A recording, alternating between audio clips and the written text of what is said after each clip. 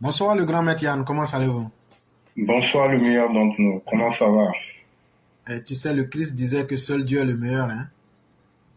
Ah, mais bon, Dieu il a créé des personnes meilleures aussi pour le représenter, comme toi. Ce serait trop.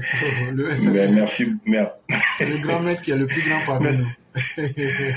vraiment, vraiment, vraiment. En tout cas, merci beaucoup, merci à toi, merci beaucoup à tous ceux qui viennent d'intervenir. Mhm. Maman Ouraga, bon, je sais même pas quoi dire, elle est exceptionnelle. Mhm. Elle apporte une touche particulière à notre plateforme. Et vraiment, ça fait plaisir comme ça d'avoir beaucoup comme tu viens de le dire, beaucoup d'intelligence. Et je remercie aussi la sortie du Chao de Walter aussi, que je salue au passage. Et vraiment que le Seigneur l'accompagne dans son voyage Amen, amen. et qu'il fasse une bonne route, que tout se passe bien, que le Seigneur lui fasse descendre sain et sauf dans un endroit béni, car c'est Amen, lui seul qui procure la meilleure destination. amen, amen. Voilà. Merci beaucoup au Chao et au Mao. Je vais dire comme ça, joyeux anniversaire à notre père adoré, le Pygmalion, le Prador, le Nakama, le Bravke. C'est lui qui a survécu de toutes les batailles. C'est lui-même qui a triomphé sur tous ses ennemis et qui a mis tout le monde au pas à travers son intelligence, à travers son humilité, à travers son travail, et à travers sa sagesse et surtout sa discrétion. Pourquoi nous l'aimons? Chacun a une raison particulière d'aimer le Prador. Parce que, voyez-vous, c'est quelqu'un aujourd'hui qui nous fascine, qui nous fascine. Tout à l'heure, dans ta lecture, tu as dit, chacun de nous a quelque chose, chacun de nous doit dire ce qu'il a marqué. Moi, je ne peux pas dire, il y a une chose qui m'a marqué par le Prador. Tous les jours, le Prador continue de me fasciner. Ben, vous voyez, on l'entend presque jamais, mais il arrive à influencer aujourd'hui chacun de nous. Il arrive à travers sa politique, il arrive à, à nous, nous faire croire dans le monde, à nous amener dans le monde de tout le possible. Vous voyez, aujourd'hui, la Côte d'Ivoire a un niveau où vraiment on est fier, on est sans crainte, malgré tout ce qui se passe autour de nous. Hein, on a cette main divine-là, cette bonté divine-là, cette sagesse qui, grâce à lui, nous permet aujourd'hui d'être vraiment un peu insouciant par moment. Par moment, on est virulent dans nos critiques parce qu'il y a certaines choses qui se passent, pas de son fait, mais par le fait de ceux qui l'entourent.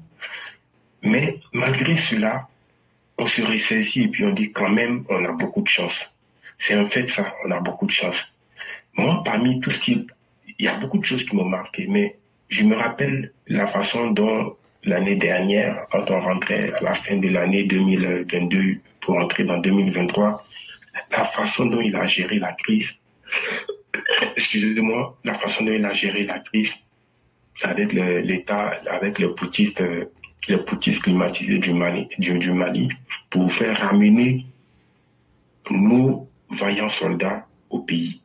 C'est quelque chose qui me marque et qui continuera à me marquer. Et c'est une leçon vraiment de politique, de diplomatie, de stratégie et surtout de patience. Comme quoi, voyez-vous, quand on est un responsable, on ne se lève pas pour gueuler, pour hurler, pour jacasser, pour crier sur tous les toits, au loup, au complot, comme ce fut le cas dans les années 2000, où voilà, on a crié sur tous les toits, la Côte d'Ivoire est attaquée, la Côte d'Ivoire est ici, la Côte d'Ivoire est en train d'être attaquée par les étrangers, par les ennemis. Tout ça parce qu'il y avait derrière la mauvaise foi. Tout ça parce qu'il y avait derrière l'incapacité. Tout ça parce qu'il y avait derrière la médiocrité. Tout ça, il y a passion de gérer un pays dans la sérénité, dans le calme et surtout avec une bonne maîtrise des choses. Et aujourd'hui, le Prada est en train de nous amener à une autre école. Vous voyez, comment aujourd'hui lui-même, ses soi-disant adversaires aujourd'hui, comment il s'appelle, se compare à lui. Voyez, moi, il est comme le Prado. Tel est comme le Prado, tel fait comme le Prado. Mais dans ce cas-là, ça ne sert à rien, puisque nous, on l'a déjà. Donc, si vous, vous êtes comme lui, comment est-ce que nous, on va prendre laisser l'original prendre la copie? Ça n'a aucun sens. Voyez, donc vraiment, cette façon de gérer, surtout cette façon de sa posture, son élégance en politique, c'est quelqu'un, moi je l'ai pratiquement, je ne me rappelle même pas l'avoir entendu parler de sortie d'une grossièreté. Voyez, même quand il fait un coup d'éclat tout de suite, à la minute qui suit, il s'en excuse. Voyez, et ça c'est un modèle d'être humain, malheureusement, qui n'existe pas tellement aujourd'hui dans le monde. On peut compter. Donc, cette chance que nous avons là, vraiment, c'est le moment vraiment de le lui faire savoir. Et que vraiment, aujourd'hui, là, lui, il nous a marqué. Il nous a marqué. Moi, je me rappelle encore lorsque le Prador a été choisi en tant que président du conseil ministériel et que lorsque, dans le débat à la une avec Ali Koulibaly, il a tenu des discours.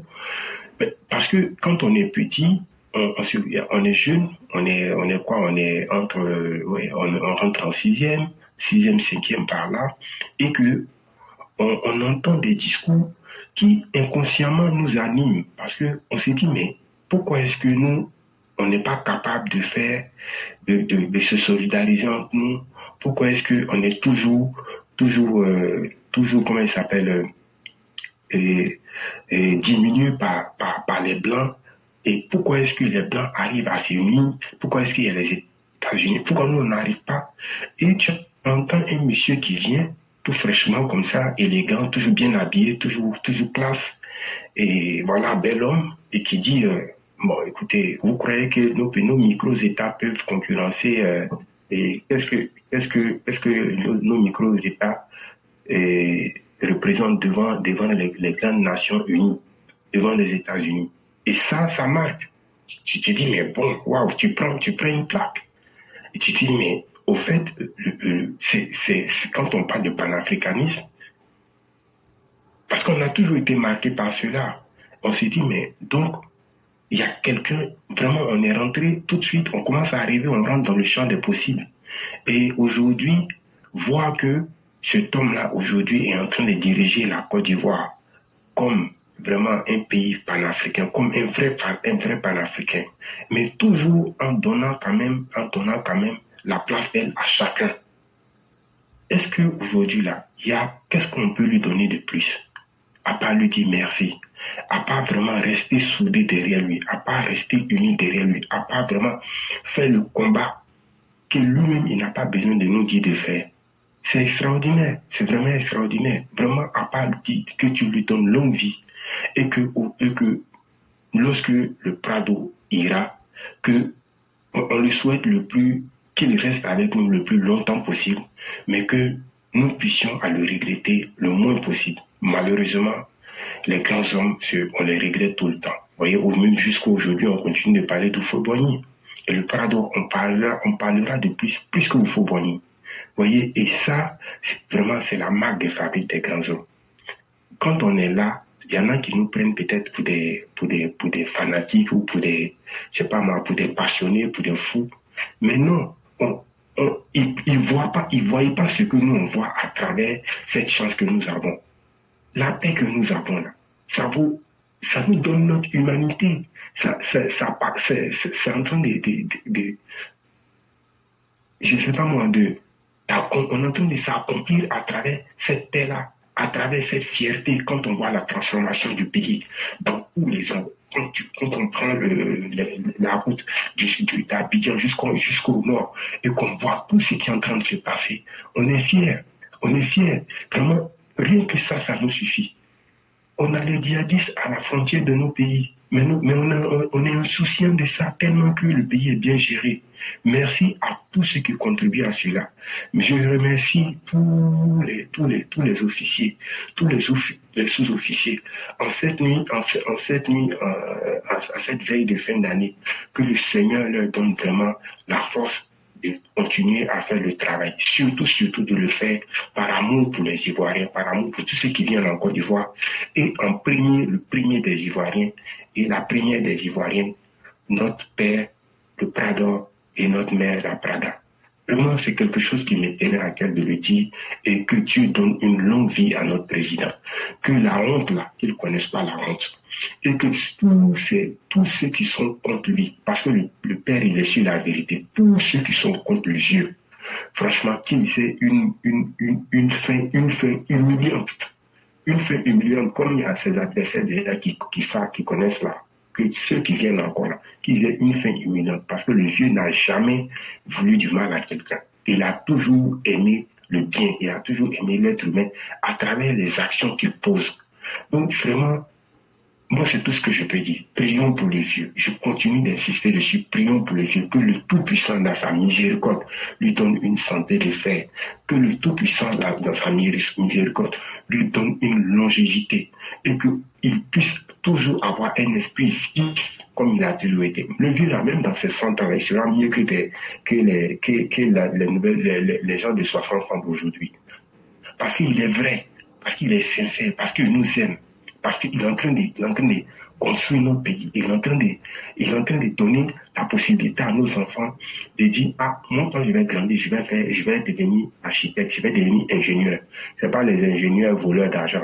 Je vais devenir ingénieur parce que j'ai vu, il y a un président que mon papa a connu, que mon grand-père a connu, il s'appelle Alassane Dramane Ouattara.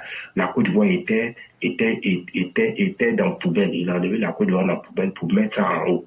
Voilà tout ce que nous on veut. Voilà tout ce que nous on veut et on va continuer à prier pour lui. Merci mon grand-oncle, je salue tous les Chaos, je salue tous les Mao, que le Seigneur dans sa miséricorde nous garde en paix et en bonne santé. Merci, j'en ai fini. Vraiment, merci beaucoup le grand maître, merci pour tout ce que vous avez dit. Et vous avez dit des paroles tellement profondes, mais qui sont pourtant vraies. Mais vous savez, les gens n'ont pas la même capacité de connaître la valeur des choses au moment présent. Il y a des gens, il leur faut du temps pour digérer, pour comprendre. Mais il y a des gens qui ont un sens aiguisé, qui comprennent vite les choses. Et si nous sommes parmi les pionniers à comprendre et à savoir ce que Alassane Ouattara vaut, et là où veut conduire la Côte d'Ivoire, c'est nous les hommes les plus heureux. Et comme on le dit, il n'y a rien au hasard. Hein. Alassane Ouattara, lui-même, peut-être sans le savoir, il a créé plusieurs Pygmalions qui ne feront que copier sa voix. Et je me souviens comme ça, quand j'étais à Abidjan, j'ai rencontré une forte autorité. Et cette autorité n'a pas manqué de me dire, jeune frère, voyez-vous, quel que soit ce que nous ferions, l'ombre d'Alassane Ouattara va toujours planer pour nous canaliser. Il dit aujourd'hui, nous qui sommes autour du vieux, même s'il n'est plus physiquement là, ce qu'il a laissé en termes d'héritage, en termes de capacité positive, ça va toujours nous interpeller dans la manière de gérer le pouvoir. Alassane Ouattara, il a déjà réussi toute sa mission. Ça, il ne faut même pas se blaguer. Combien peuvent faire même les 1/10 de ce qu'il a pu faire? Combien peuvent accepter ce qu'il a accepté en termes d'humiliation? Mais tous les grands hommes que nous célébrons aujourd'hui, que ce soit Jésus, que ce soit le prophète des musulmans, ont été les hommes les plus humiliés de leur époque. Et vraiment, ceux qui viennent soutenir ces hommes-là au moment où ils sont face à l'humiliation, c'est eux qu'on appelait les 12 apôtres, c'est eux qu'on appelait les sabikoun chez vous les musulmans, et etc., etc.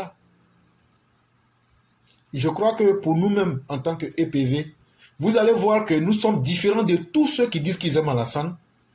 Vous allez voir que nous sommes différents de tous les autres. Or, le Christ nous disait que la voie qui conduit à mon Seigneur est très étroite. Quand tu vois que tu ressembles à tout le monde, c'est que il n'y a pas grand-chose à espérer. Mais quand tu vois que tout le monde dit que tu es différent de tout le monde, ça présente deux choses. Soit tu es carrément dans ce qui est faux, ou bien soit tu es carrément dans l'anticipation sur le bon chemin. Mais combien de personnes comprennent Alassane Ouattara? Et ainsi donc, combien de personnes pourraient comprendre les élèves de la classe? Mais ça ne nous gêne pas. Nous sommes même très heureux. Et continuons à mener ce combat-là. Et nous disons merci à tous ceux qui, à travers des prières, qui, à travers leur présence, qui, à travers toute forme de bonne action, nous encouragent à mener ces actions-là. Nous disons merci à toutes ces personnes. J'allais saluer comme ça tous nos élèves qui sont dispersés, ceux de Paris. J'allais saluer notre mère Mariam Koulibaly. J'allais saluer Ahmed Bambila Diawala et tous, et avec le père Olivier Amiral qui sont du côté de l'Italie qui font du grand travail là-bas. Et j'allais aussi saluer Prado Boussol qui fait de l'excellent travail sur la toile aussi. Et vraiment merci à tous. Continuons ce que nous faisons et l'histoire jugera de quoi demain est fait. Vraiment merci beaucoup le grand maître. Merci à toi mon grand oncle et merci à tout le monde. Ok.